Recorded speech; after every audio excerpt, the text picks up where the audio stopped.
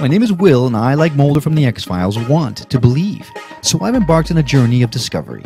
I've talked to people deeply entrenched in the spiritual and metaphysical worlds. I've thrown myself into weird and wonderful experiences. I've even joined a coven of witches, all in the interest of finding something, anything, that will prove that there's something beyond this physical, three-dimensional world we all live in. This is the Skeptic Metaphysician. Hey everyone, welcome back to another episode of The Skeptic Metaphysician. I'm Will, your host as always, and next to me, as always, of course, the lovely Karen Ensley. Karen, thank you for being on the show again today. Well, thank you for having me back time and time again. Time and time. I think there was a movie called that, right? Time after time. No, you're thinking of Cyndi Lauper's song. Oh, maybe I am. I don't know. I'm getting confused.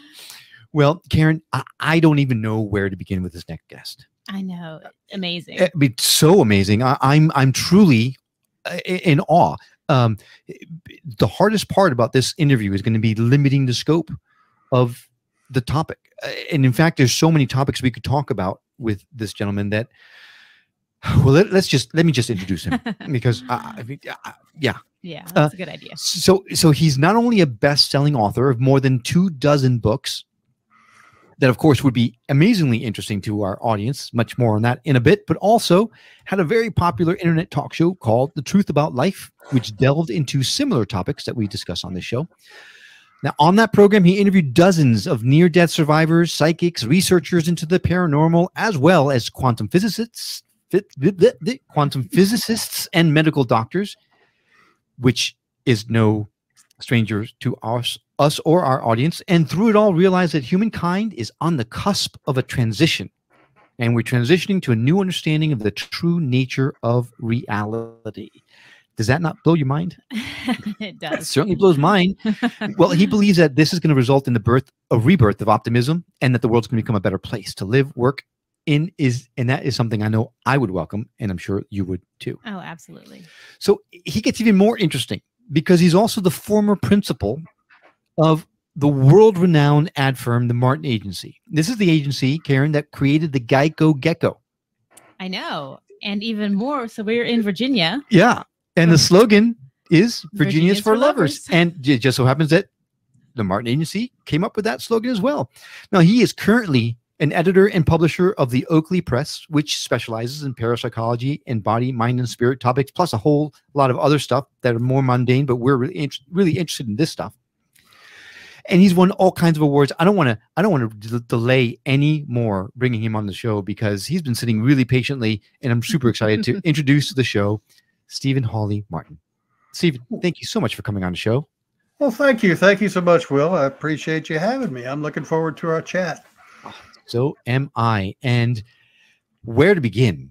Where to begin? All right. So just to give a little bit of context into the conversation, right? You have a lot of information, or you can talk very well about lots of different things, including life after death, right? Reincarnation, where the consciousness resides, the meaning of life, the science as is taught in schools being based on false premises. I mean, there's all kinds of stuff. And not to play the topic too much, I'm burying the lead. You are actually, your ancestor is someone by the name of Susannah Smith, who was accused, tried, and executed as a witch. Well, that's correct. Susannah North Martin. Yes. She is my 7 times great grandmother, direct descendant. And I heard about her growing up, and it really kind of, I think, shaped me in many ways, and my brother and sister as well, because we don't take for granted what anybody says, or go along with the crowd necessarily, because she was accused, she was tried, she was convicted, she was hanged. And by the way, that's the proper past tense of the verb to hang. Pictures are hung, my mother used to say, and people are hanged. You don't think about that, but yeah, you're right. Yeah. But anyway, yeah. And in fact, recently I've just released a book about her called The Witch of Amesbury. So that was what she's called. In fact, if you Google that, you can find out a lot about her. But yeah, I wanted to see whether she actually was a witch or practicing witchcraft. Magic is what they meant by that back then, and it was against the law in that part of the world in New England, because New England was a theocracy. It was the Puritans had come over to set up a city on a hill. You've heard about that, I'm sure. Mm-hmm. And so anyway, that's what my investigation was about. And I learned an awful lot because there is an awful lot of information available. All the transcripts from the trials, all the depositions that led up to the trials, people back then who were eyewitnesses wrote reports on it. So the name of the book is The Witch of Amesbury. And I say that she is the matriarch of an advertising dynasty, because I think that having a witch in the family, because one of the things that led my brother and me into the advertising business. Of course, my dad was also in it. My mother was in it. Now I've got 3 children who are in it. So it is a dynasty. Wow, absolutely. So you say that being in your material, you say that being descended from someone that was accused of witchcraft actually helped you and your brother build the ad agency. How's that so? Well, we were always told, and again, you have to read the book to find out whether she was really a witch or whether she was practicing witchcraft. But we were always told by my parents, and my mother in particular, who seemed to be obsessed by the whole thing, that she was falsely accused, that she was a good Christian woman who was falsely accused and hanged. And so it kind of kept us from just taking for granted what somebody in authority said, that it was true. We didn't, certainly I'd always questioned, and I wanted to find out for myself because of that. And I think that it made me a nonconformist. And if you're going to create advertising that breaks through the mold, you got to be a nonconformist, And also, if you're going to start a company, which my brother and I both did, I think you have to have that little extra something that says, we can do it. And I think that really was imparted by my mother, who kept harping on the fact that we had this witch in the family. So, yeah, I think that it really did make us the people that we became. And because of that, we started an ad agency that's become just a tremendous success. And after I left the Martin agency, I started another one called Hawley Martin Partners, which we sold to the Interpublic Group of Companies, which is a New York Stock Exchange company. So, yeah, I think that Susannah North Martin had a lot to do with it. Wow. Well, I loved how I was reading some of the material you sent over, and I think you called yourself an early feminist. And yes. I would imagine that learning about all of this witchcraft and how they treated women in the trials and everything, you learned so much more than just about the witchcraft, but also how women were, making their way through society at the time. Well, absolutely. Yeah. Most of the people who were accused of being witches and practicing magic and witchcraft were women. Not all of them. There were a couple of men that were also accused, but the vast majority, I think something like 19 of the people who were executed were women out of 20.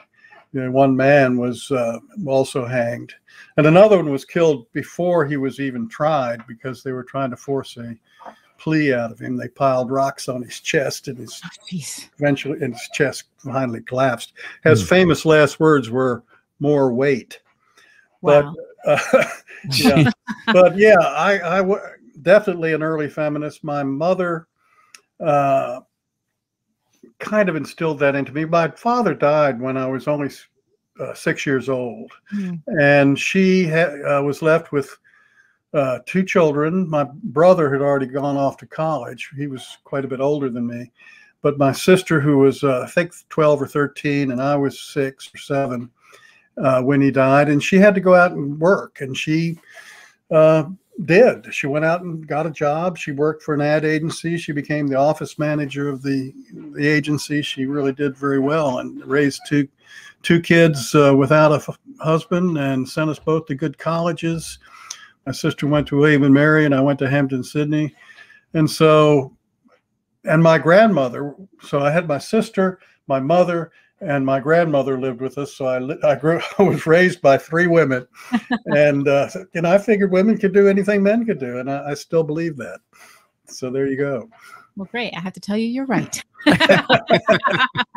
Said like a true feminist.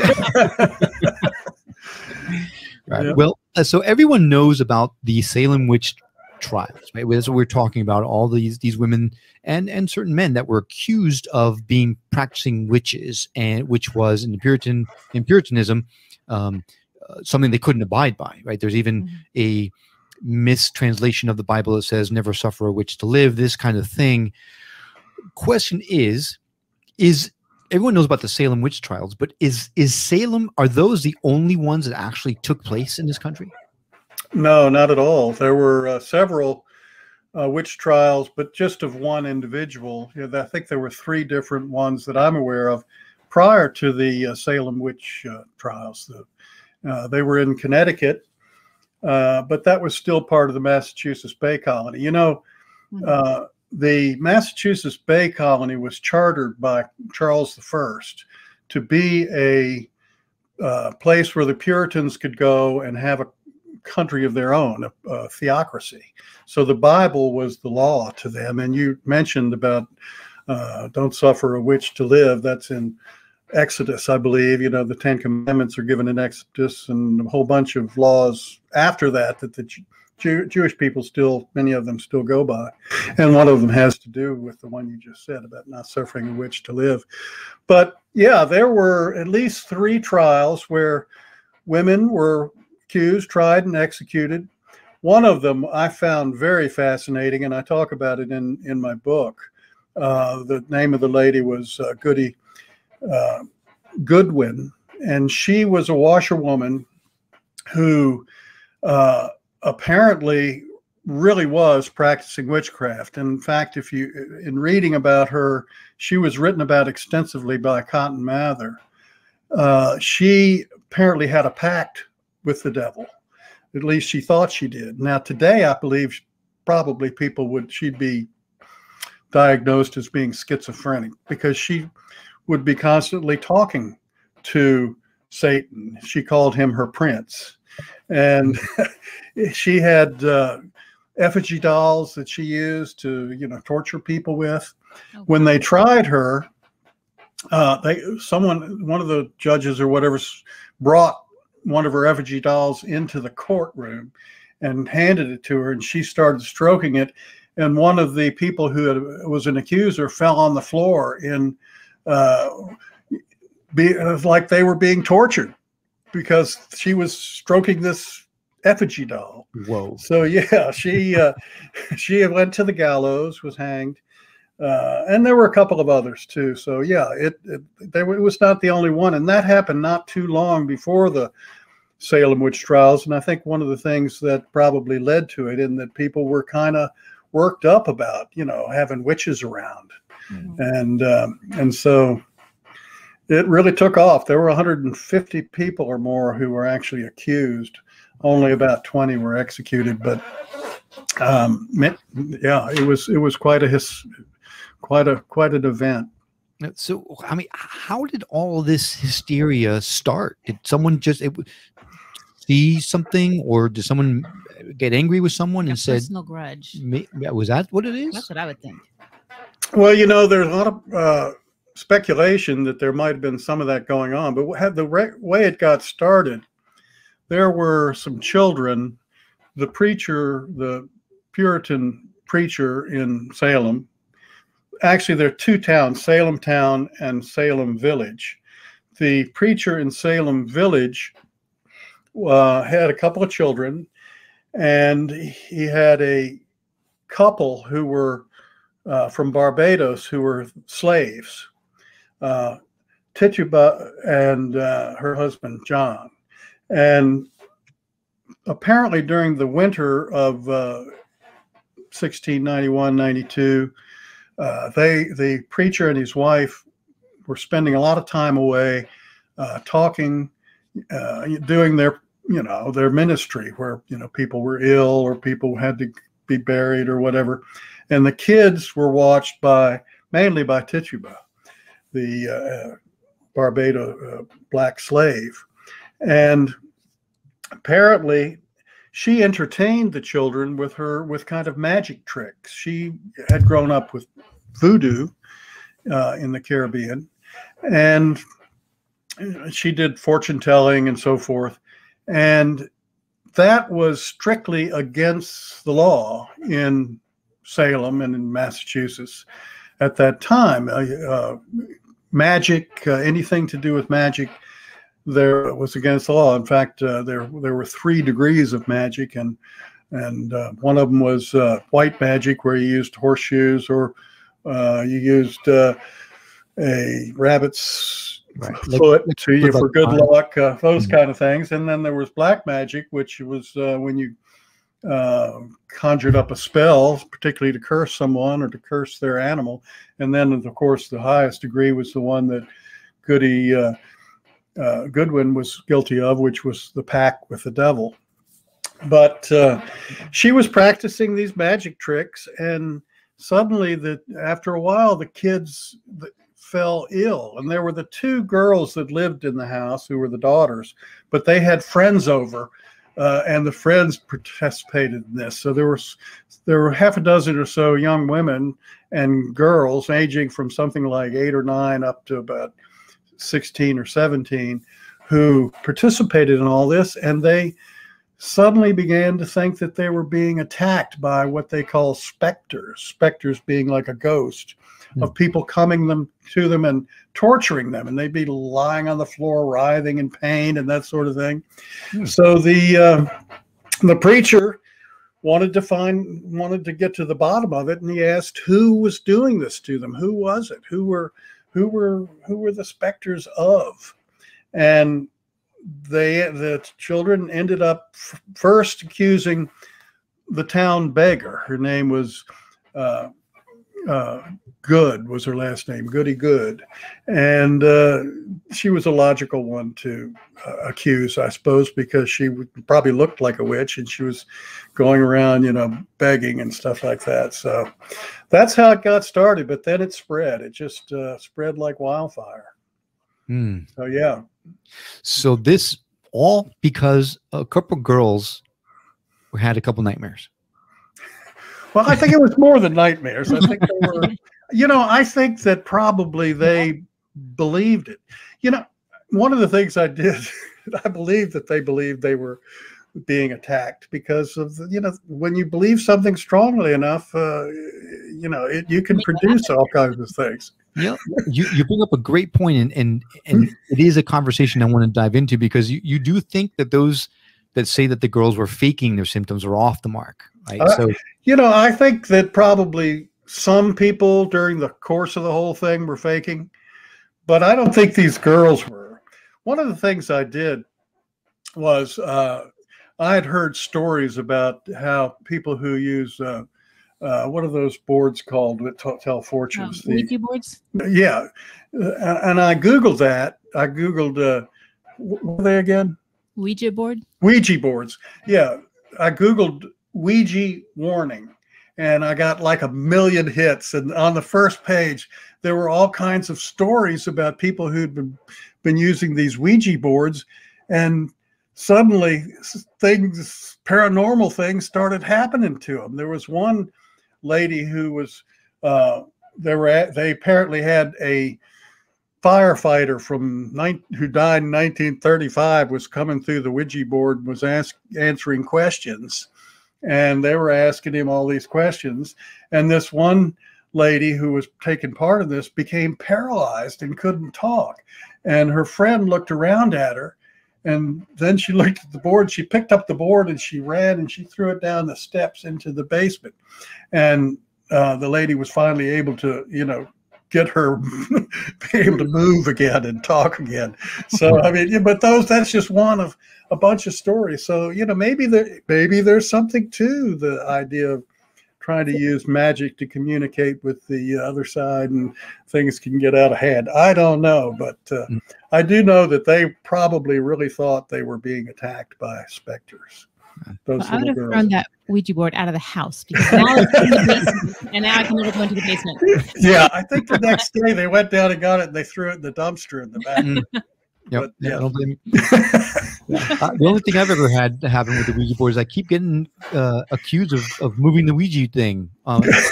They don't believe it's real. Then it moves by itself, doesn't it? I've never done it. Tell me about that. Wow. So some people think that when they use a Ouija board, you can actually be possessed by a demon or something like that. What are your thoughts on that? Do you think it's possible? Well, I do think that, that's another thing that I looked into very carefully. It's something that when I had that weekly podcast you mentioned, I talked to two different psychiatrists who treat possession. They're not priests or preachers. They're psychiatrists, MDs, who actually, one of them lives in West Virginia, in Wheeling, West Virginia, and she's I've interviewed her twice, and she is very clear that you can be possessed, and that there are different levels of possession. There's obsession, which is when somebody is just kind of in your space, in your aura from the other side, who's influencing you. But possession is when they actually take over your body. And that is rare, but it does happen. And in fact, the Catholic Church still does possession. It has to be a bishop to do it, and has to be approved by the bishop. But they have something like a 27-page manual on how to depossess. I read a book by a guy named, the Exorcist, a priest who had worked in the Vatican. His name is Malachi Martin, not related. And he wrote a book that had case histories of 5 exorcisms that the Catholic Church had done in modern times. The book came out probably 40 years ago, but it is scary stuff. I mean, it was very much like the Exorcist. I mean, not reading that. If you could see Kara's face, you would not reading that. You would. I don't think I've ever seen her quite this freaked out before. No, I mean, that freaks me out. Well, one of the things that the psychiatrists, that told me was people who obsess about the possibility of Satan being real and that you might be possessed and you have to watch out everything you say, and they're it's on their mind, are much more likely to actually have it happen to them. And certainly these little girls in Salem, I'm sure, were obsessed about it because they'd heard about Goody Goodwin just recently being hanged for it and being in a pact with the devil. And there was a lot of conversation going around about how, the Indians, they were worried about those, and they thought the Indians were devil worshipers. And so it was on their minds. And their father, the preacher, told them, not to do what they were doing, which was playing around with magic with Tituba. So, I think that they possibly could have been possessed to a certain extent. So would you say possession is only Satan? Because if that's the case, I don't really believe in the devil, so I feel like I'm safe. But I do believe in other spirits. So if they can possess you, then I got a problem. Well, no, you can be possessed by other spirits, and it doesn't have to be Satan, according to these psychiatrists. Right. In fact, it's much more common to either be obsessed or possessed by someone who is just a spirit who's kind of stuck on the earth plane. When I'm sure familiar with near-death experiences where somebody leaves their body, they see their body, and then they see the light, kind of a tunnel, and they go to the light, and then they're greeted there by their father or their mother or their grandmother or somebody that they knew who's passed on before. Well, some people don't do that. Some people, perhaps they don't believe there's a life after death. They may not even know they've died for a while. They have to figure it out. And some people don't want to go to the light because they're afraid they're going to be judged, and that they might, that might be the way to hell or something. Right. So they stick around on the earth plane, and they look for some place to hang out, and they might, they can actually possess somebody or obsess them. One case history that one of the psychiatrists told me about that she had dealt with was a woman whose father was not really possessing her, but obsessing her. He was hanging out with her in her, in her space, in her aura. And one of the ways that manifest was that she would have physical symptoms that tracked along with the kind of problems that her father had had. And eventually they figured out that's who it was. And they talked him into going on to the light and told him, that he'll be a lot better off there. And he eventually did. And the symptoms just went away? It went away, yeah. Well, you bring up an interesting point then, because then the skeptic in me has to say, you just mentioned not long ago that belief probably has a lot to do with it. So the power of suggestion on someone's mind is pretty powerful. Could it not have been something that the girls that originally started this whole thing, or people who now are possessed, and by the way, Karen's face could not be more freaked out as he started talking, but could it not have been like, whatever you think is going to happen, can't we all just see whatever we think happen? Like, couldn't we fool ourselves into saying that that's what's happening here, or the truth? I think that that is a strong possibility. In fact, I think that my analysis of the whole hysteria that took place there in Salem and the fact that people thought they were being possessed has an awful lot to do with their belief systems. And it could be the whole thing, like you're suggesting.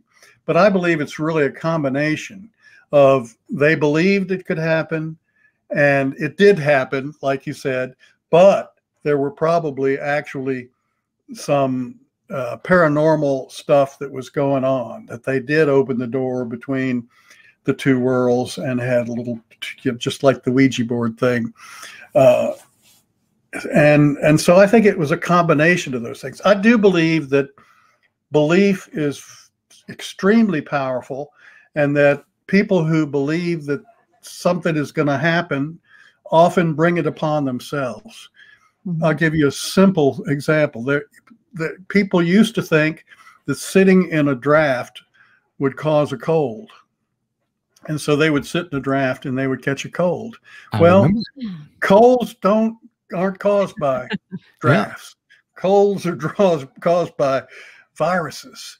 That's true. And so what happens is they think they're going to get a cold because they were in this draft, and they get it because somehow their immune system allows the virus in. Now, there's all kinds of viruses around us all the time. And sometimes we get sick and sometimes we don't. And it's a question of whether or not the immune system keeps it out or attacks it or whatever and puts it down. So the belief does lead to the result. It's not to say that, that viruses don't exist. They exist. Mm-hmm. And the person got it. But it wasn't because of the cold air that was on the back of their neck.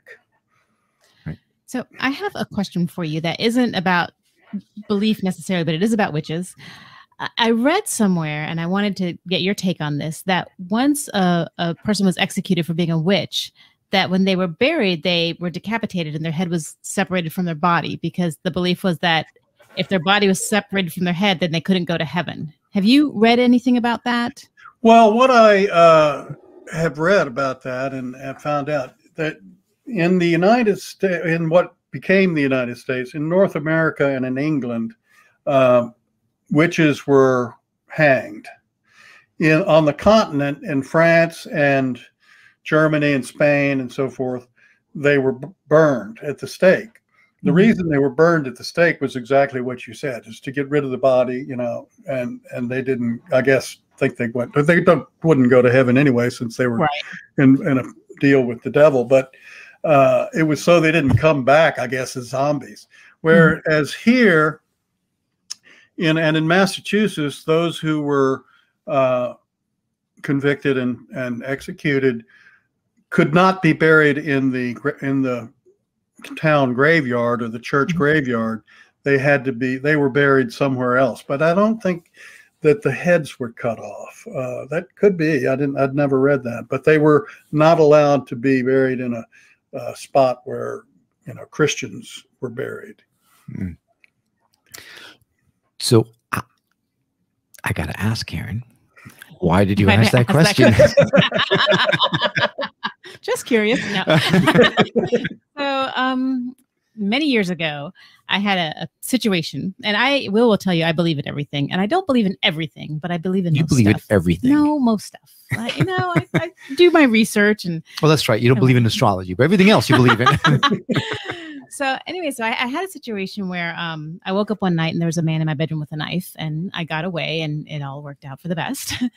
But at the time that happened, I could sleep through a hurricane. I could sleep through anything. And but for some reason, him like pushing a button on my television woke me up, and fortunately, I was able to get away. But I remember everything about that incident, and specifically what I was dreaming. And in my dream, I was in an old house. I'm not sure where, but I was speaking with a woman, a spirit. And we weren't having a conversation, but I think I was asking her questions and she was answering with knocks. And somehow I figured out that she wanted me to take her head and put it with her body because she had been decapitated and so she could go to heaven. So after this incident, I woke up, you know, called the police, whatever, all that stuff. And a few days later, when I was a little more calm, I went to the libraries and started doing some research. And that's where I read a couple of I don't know, books or articles about this and talking about, you know, dreaming. And if you're dreaming about spirits, it can be a warning if you're not afraid and all of this. But then if I read about witches or people that had been decapitated, because the belief was that if their head was separated from the body, there's no way it could be together and they could go to heaven. So that's why I was asking, because I believe someone woke me up and saved me from that, because there really is no reason I should have been woken up. I mean, there was stuff to tie me up, a knife, like the whole shebang, and I got out unscathed. Well, I'm glad I asked. So that's why I was asking. Well, it sounds like that was a horrible thing, but maybe she did wake you up. I mean, your dream. I totally believe she did, but I didn't know if maybe she had been a witch and, you know, she was asking for my help in this dream somehow. I don't know. You know, I haven't heard about the decapitation thing, but, you know, I don't think that would keep you from going to heaven. I mean, you could be blown to bits in a atomic blast. You'd still, you know, the body, the body and the consciousness are not, they're separate. You know, the brain is a receiver of consciousness, not the creator of consciousness. And you mentioned earlier about the whole idea that science, as it's taught in school today, is based on a false premise. And that's certainly what I believe. And the false premise is that the only thing that exists is material substance. And therefore, material substance would have to produce consciousness.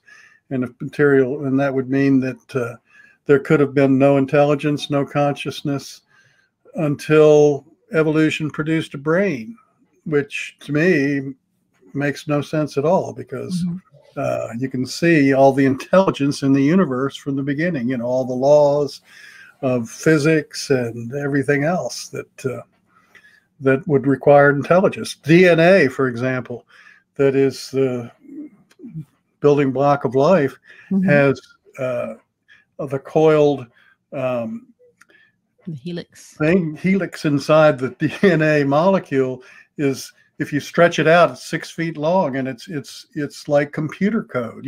Everybody's seen printouts of DNA, and that computer code like thing is what tells the cell when and how much protein to make and what kind of protein. And you know, how could all that, whenever you see computer code or anything like it, like language, written language, there's got to be intelligence behind it. Yet intelligence couldn't have happened until evolution produced a brain, if that premise of scientific materialism is correct. Wow. So, well, you have just opened a huge can of worms in terms of the conversation, right? Because you've talked about consciousness not being confined to our brains. You've talked about science based on a false premise now, based on what you're talking about in terms of intelligence. You talked about where we were before the brain was evolved, and now you have mentioned that you feel that there is evidence for life after death and reincarnation. So I kind of think that it's all maybe wrapped up into the same general principles. But why do you say that consciousness is, for lack of a better word, beamed into the brain rather than where consciousness lives?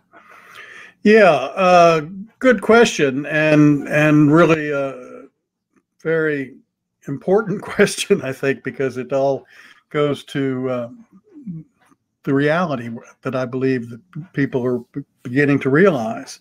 Mm-hmm. And that is the reason I believe that. There are so many reasons, but let me just start with some scientific ones.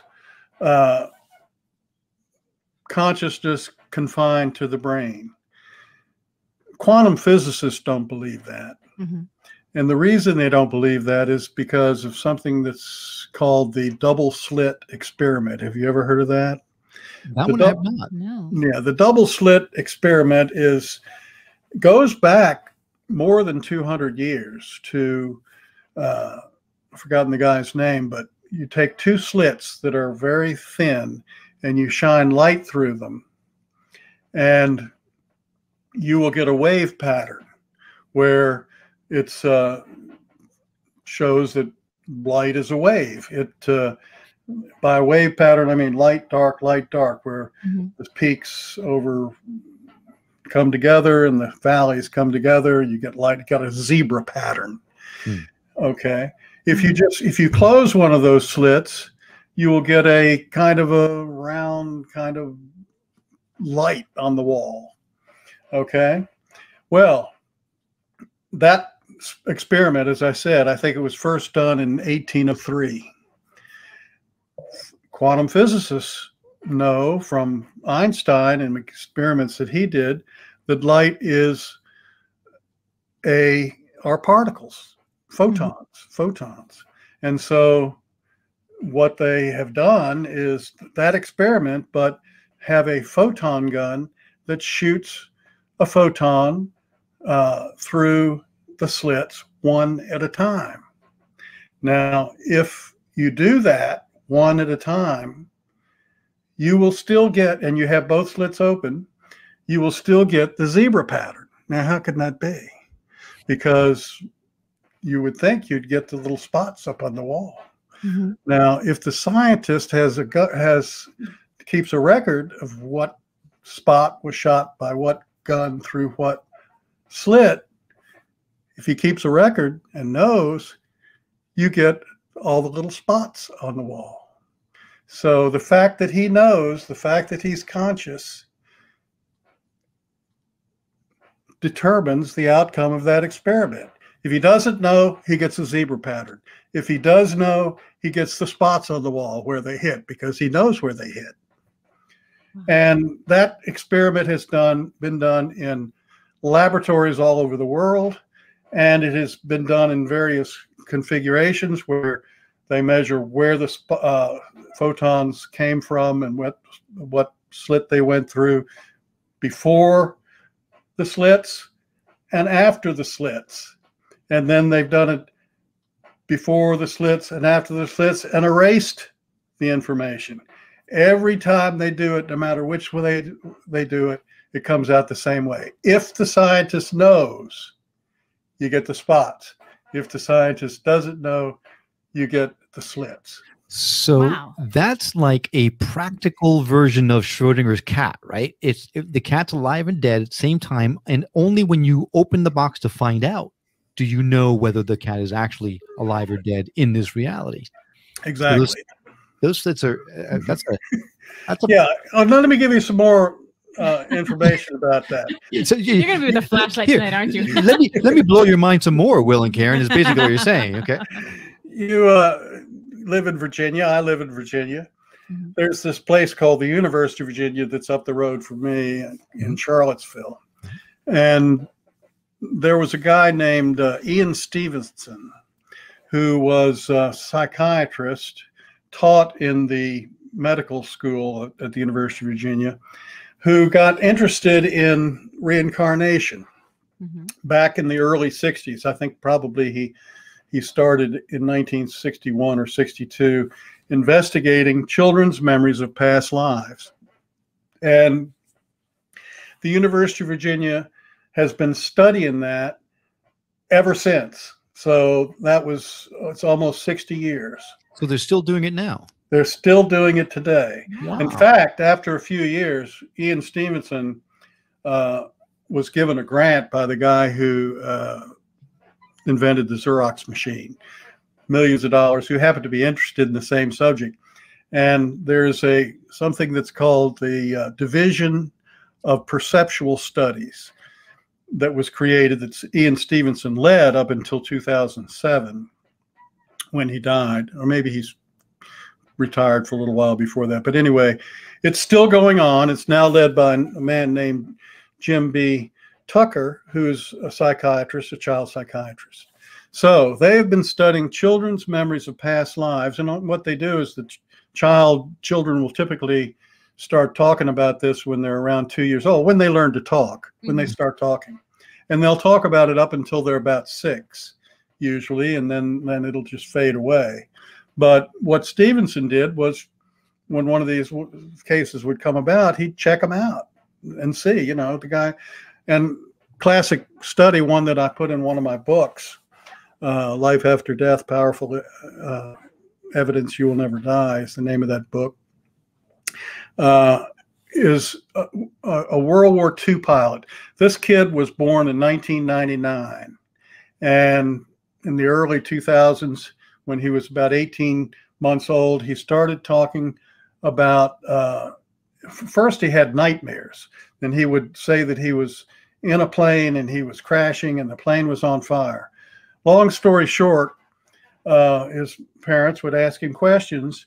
He said that he was a pilot in World War II, that his plane was shot down at the Battle of Iwo Jima, that he saw them on the beach at where the Pink Hotel was in Hawaii, and he thought they would be good parents, and so that's why he went with them. He knew the names of his friends on the ship who were fellow pilots and crew. He knew the name of the aircraft carrier, the Natoma Bay, all this stuff. And, that is a typical but a very poignant example of the kind of research the University of Virginia has been doing on children's memories of past lives. They now have 2,500 plus case histories that they have checked out. And over 2/3 of them, they say, are solved, in the sense that the person that the kid talked about matches up with somebody that lived at the same place and had the same names and so on and so forth. Wow. So that, does the brain store memories? Is the brain, is consciousness confined to the brain? Well, if somebody's dead, they don't have a brain anymore. And when they're reborn, if they still have those memories and they are still conscious, then it's not kept in the brain. Right. Yeah. The other things that the Division of Perceptual Studies are, there are three other things that they say lead them to believe, and they have said that the brain does not create consciousness, that it's a receiver of consciousness that integrates it with the body.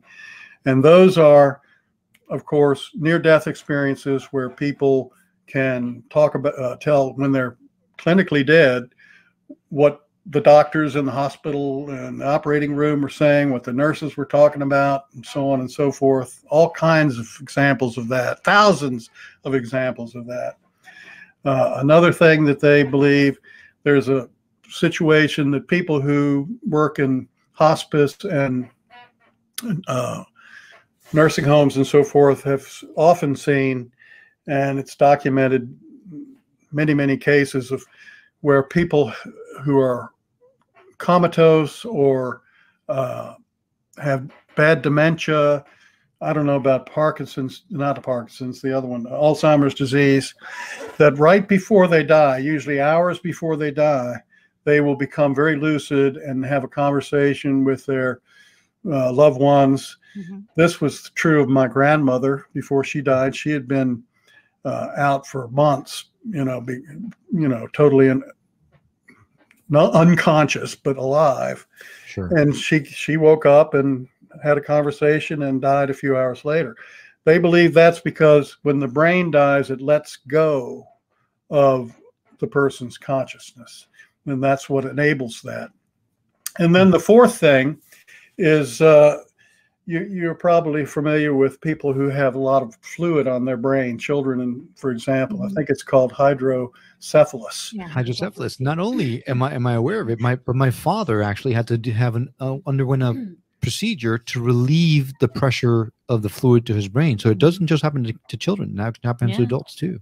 After trauma. And people who have that disease or problem, often at least 95% of their brain is incapacitated, can't function, and yet they often have normal and even above normal intelligence.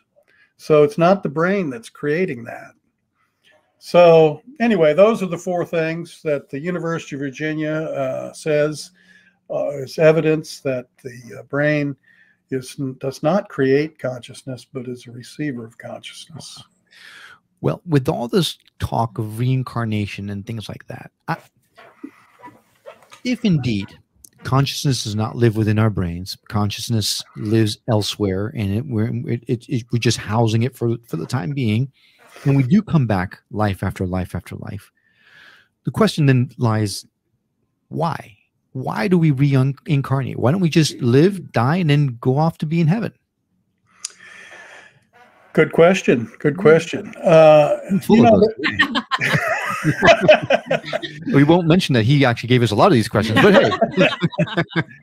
There are, there are a lot of theories about that. I guess the one that I buy into, some people think that, let me tell you what some of the others are before I tell you what I think.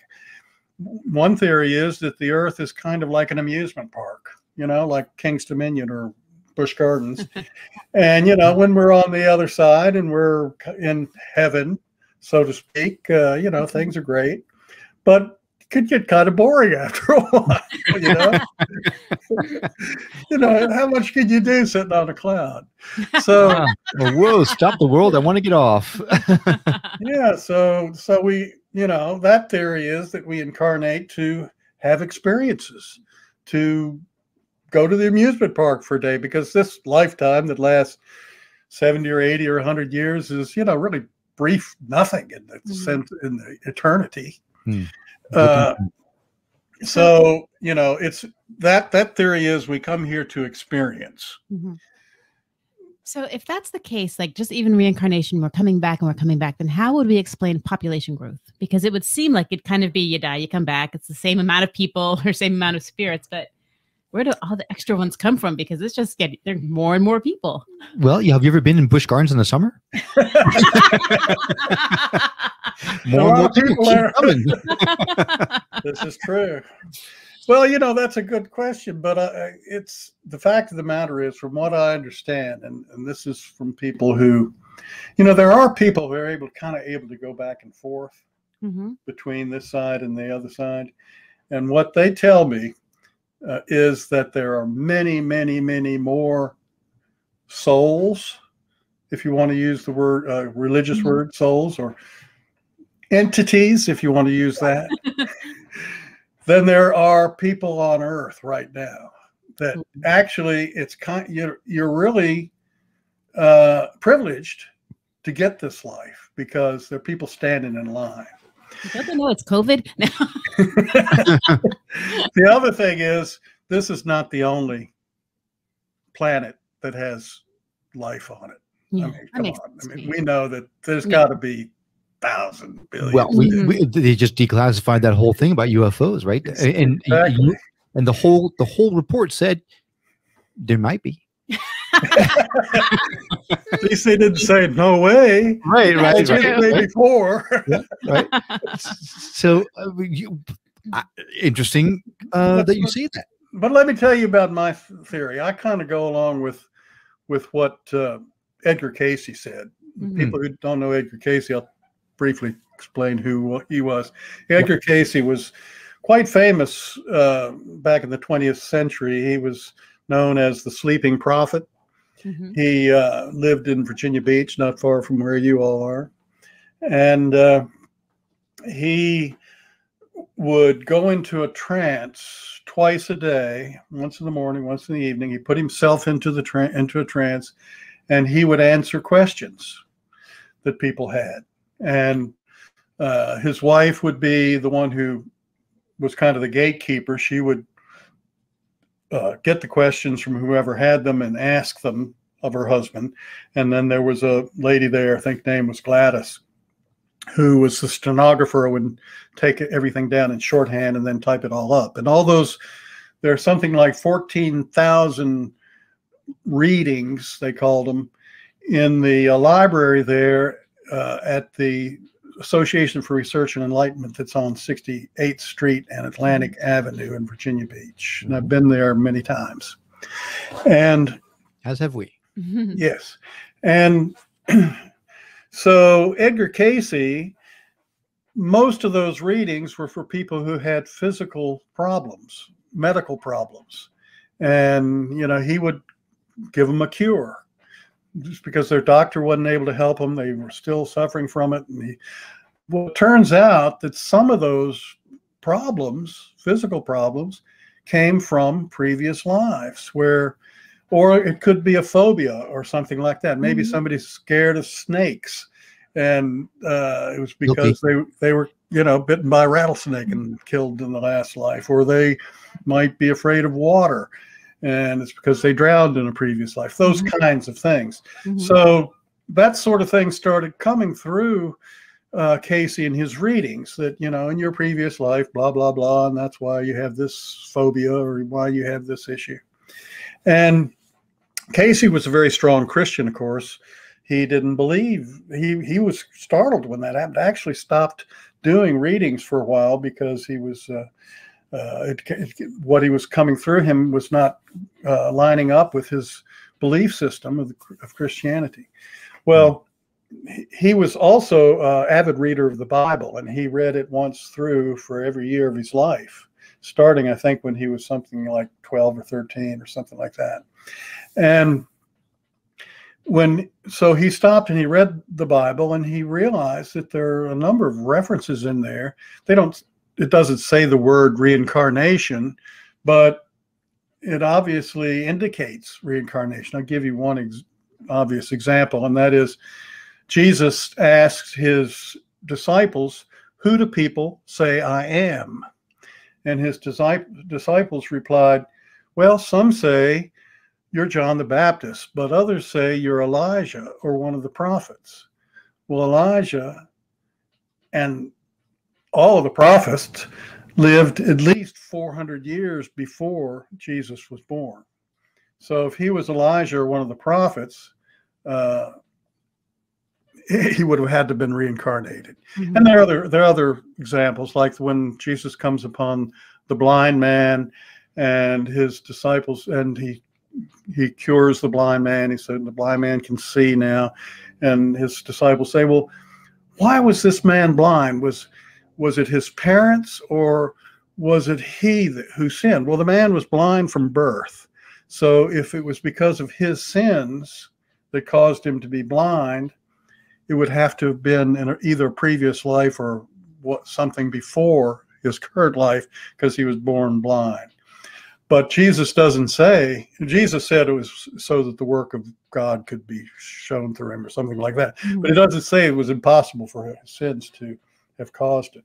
You see, the Jews believed in karma, which is something that came through Edgar Cayce quite frequently, and the reason that probably a lot of people come back is to work on karma that they've built up in previous life or lives. So I think that what I get out of Edgar Cayce is that we're reborn because something brings us back, whether it's an unresolved problem that we have, something that we need to, in our that we've done that we want to redeem, or we come back to learn something.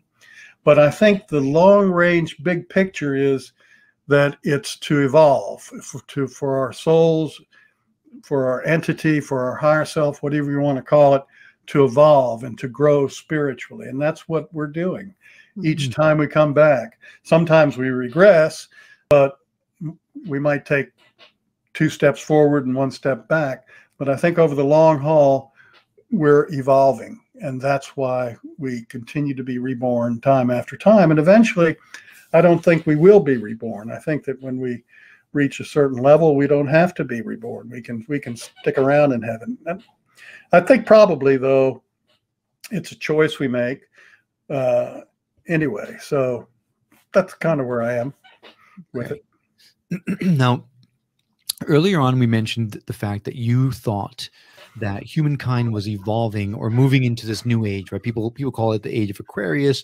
You call it the age of optimism. You think that it will make our life better. Why do you think that? Where's the evidence for that? This opens up a really big question here. Let me get into this a little bit. Consciousness, many of people that I've talked to, particularly quantum physicists, a number of them believe that consciousness is the ground of being, of all that is. They call it the unified field, but what it boils down to is consciousness. Everything comes from consciousness. There's really, at the bottom of everything, only one consciousness. Your consciousness looking at me through the TV screen, computer screen, me looking at you. We're each conscious, but it's the same consciousness. Now, we think it's different, a different consciousness, that we each have our own unique consciousness because we have an ego, we have memories that have built up we have, you could call it the soul or the entity of, the many past lives that we've lived, that is all part of our being. But at the very back of our minds, there's this thing that I call the silent observer, that when you step back, you can actually look at and think about your own thoughts. You can sort of figuratively step outside yourself and watch you go about your activities. And that is the one consciousness that we all share. And so, in effect, and people who have, and I've had this experience where you suddenly feel that your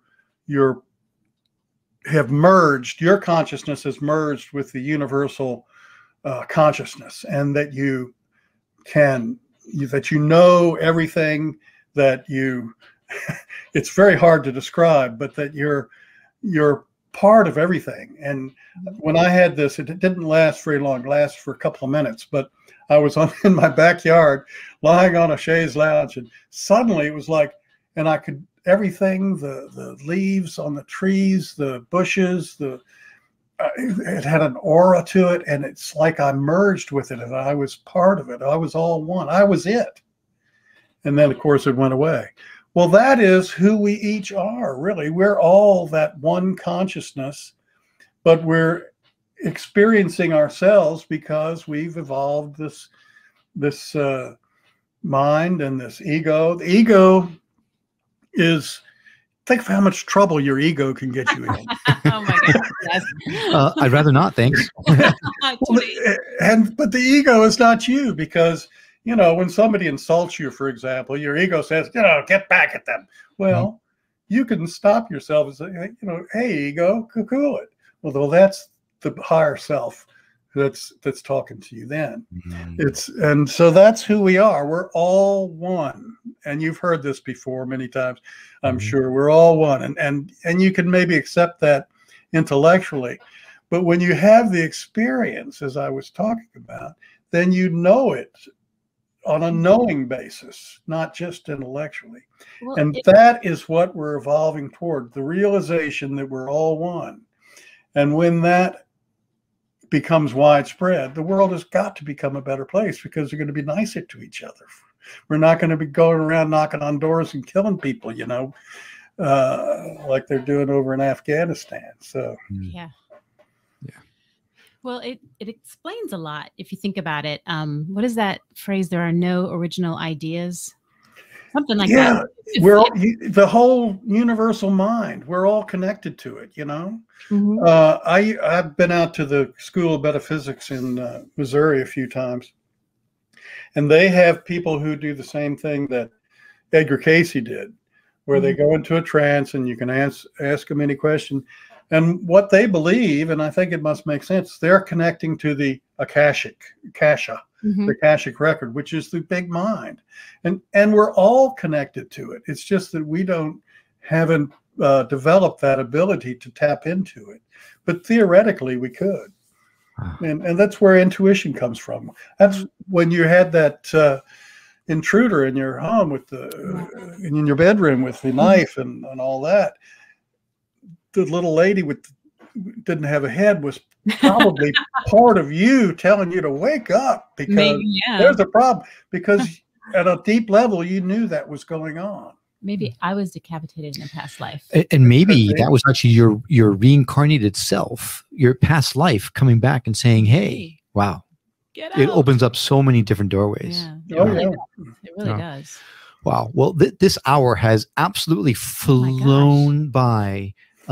Your newest book is The Witch of Amesbury, Matriarch of an Advertising Dynasty, but you've written all kinds of books, including Afterlife, The Whole Truth, The Secret of Life and the Beginning of Time, ESP, How to Develop the Sixth Sense. I mean, all of these books that are under your authorship is super impressive. And I'm going to lay in all of those links. I'm going to try to see if I can find as many as I can and lay in direct links for the books in our show notes. Yeah, well, let me tell you, Will, that's right. And a simple way to get to them all would be just to go to my website, which is shmartin, shmartin.com.